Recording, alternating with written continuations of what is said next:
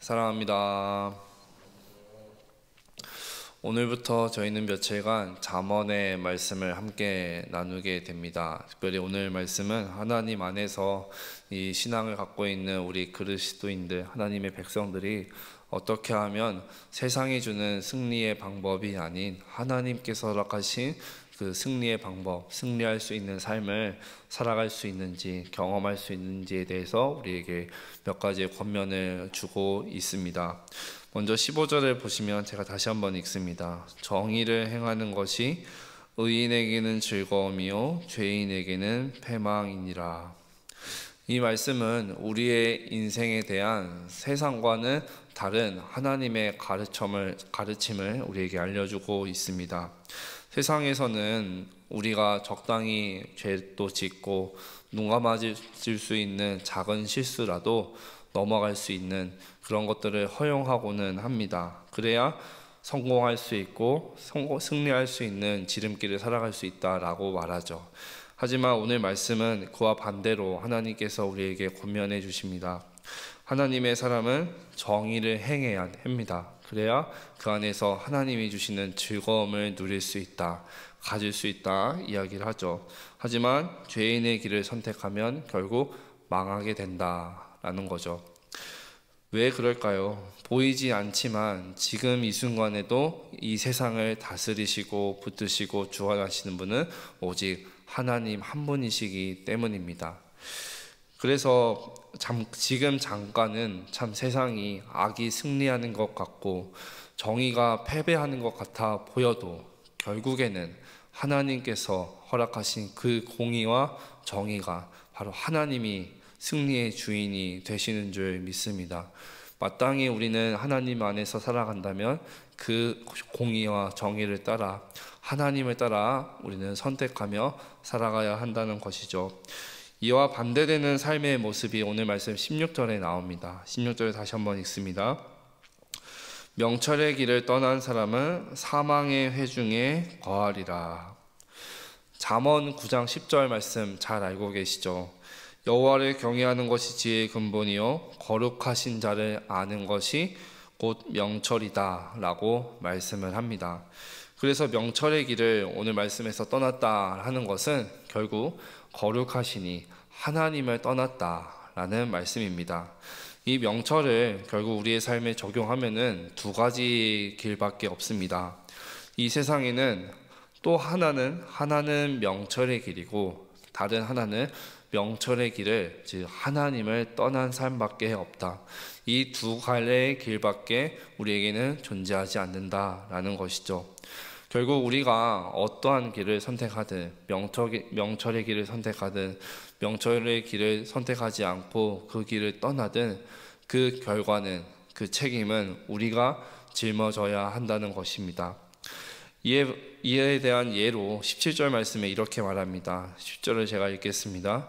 연락을 좋아하는 자는 가난하게 되고 술과 기름을 좋아하는 자는 부하게 되지 못하느니라. 말씀에서 말하는 연락의 의미는 잔치를 벌여서 즐거워하고 기뻐한다라는 의미를 담고 있고 술과 기름은 이 잔치의 흥을 돋구는 대표적인 음식입니다.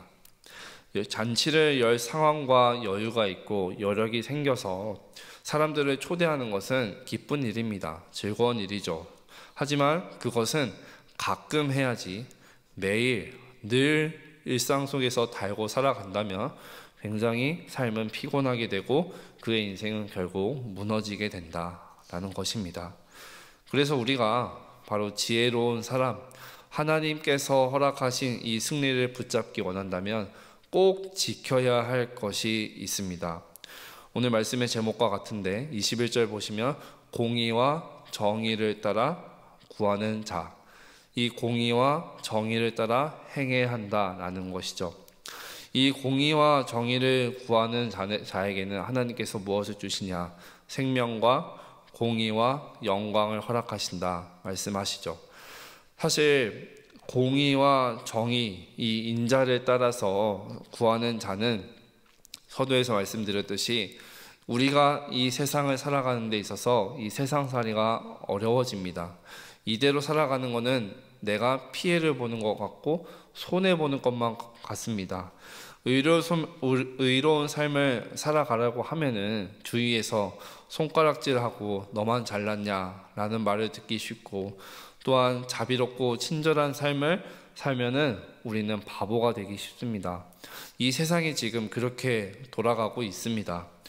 그래서 많은 그리스도인들도 말씀에 도전을 받고 뜨겁게 은혜를 받고 나서 내가 이제는 정말 하나님의 말씀에 붙들려 살아가야지 라고 결단하고 다짐하면서도 그 마음이 이 세상에 발을 딛고 살아가고 다시 삶의 터전으로 나아가려면 그 세상에 동화가 되어서 그 마음을, 공의와 인자를 따라 살아간다는 마음을 쉽게 포기할 때가 많이 있습니다.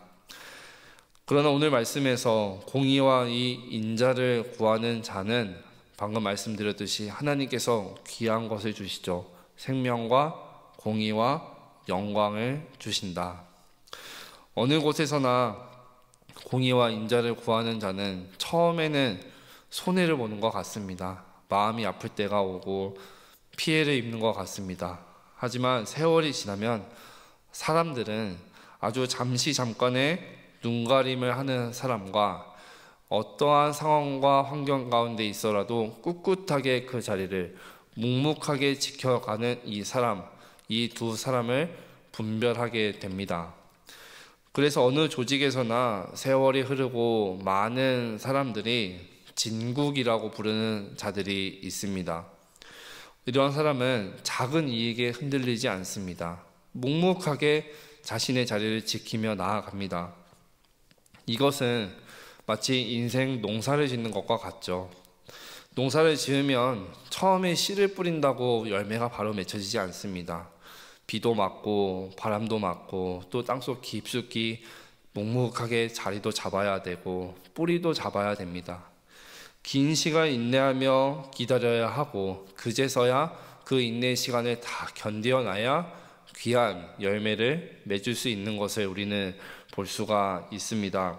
마찬가지로 하나님께서 허락하신 이 공의와 인자를 우리의 삶에 심었다면은, 이제 그 씨를 뿌렸다면 우리는 그 씨가 잘 자리 잡기를, 뿌리가 깊이 내리고 열매 맺을 때까지 우리 인생에는 인내의 시간이 반드시 필요하다라는 말씀입니다. 많은 공격과 피해가 올 수 있지만 결국에는 세상의 주관자 되시고 우리의 아버지 되신 하나님께서 공의로우시고 인자로우신 분이시기 때문에 우리가 그 하나님을 닮아가기에 더 힘쓴다면 그것은 끝내 결국 아름다운 열매로 맺혀질 줄 믿습니다. 이렇게 공의와 정의를 따라서 인자를 따라서 살기 위해서 반드시 우리가 가장 기본적으로 지켜야 할 것이 있습니다. 끝으로 23절을 제가 읽겠습니다. 입과 혀를 지키는 자는 자기의 영혼을 환난에서 보전하느니라. 아멘. 잠언에 가장 많이 등장하는 것이 바로 입, 말과 관련된 교훈과 권면입니다. 그만큼 우리의 삶에 이 입이, 말이 굉장히 중요하고 또 가장 많은 문제를 일으키는 것이 바로 우리의 입이고 우리의 언어입니다. 인생에 일어나는 문제의 다수는 말을 하지 말아야 할 때에는 말을 해서 문제가 발생할 수 있고, 말을 해야 할 때 하지 않아서 문제가 발생할 수도 있습니다. 근데 이 두 가지를 분별하기에는 너무나 어렵습니다. 그래서 우리에게는 하나님께서 허락하신 지혜가 날마다 필요하고 우리는 그 지혜를 붙들어야 할 줄 믿습니다. 하나님께서는 우리의 이 입술을, 말을 지키시기 위해서 이중으로 보호장치, 치아와 입술을 만들어 주셨다라는 말도 있습니다. 말씀을 맺습니다. 사랑하는 성도 여러분, 오늘 말씀은 결국 하나님 앞에서의 우리의 삶의 태도를 들여다보게 하시고 점검하게 하십니다. 의인은 하나님의 공의를 기뻐합니다.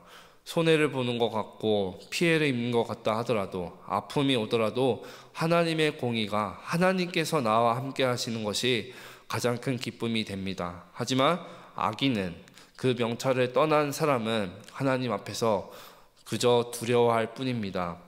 지혜로운 자는 말을 삼가고 마음을 살피지만 어리석은 자는 결국 자신의 입술로 자신의 삶을 망하게 됩니다. 우리의 말과 행동이 선택의 중심에 하나님을 중심에 두는 것이 가장 중요합니다. 오늘 하루도 이 하나님의 공의와 인자를 따라가는 삶이 우리의 삶의 가장 큰 기쁨이 되셨으면 좋겠고, 하나님이 기뻐하시는 이 길, 명철의 길을 따라 살아가기에 더 힘쓰며 나아가는 우리의 삶이 되었으면 좋겠습니다.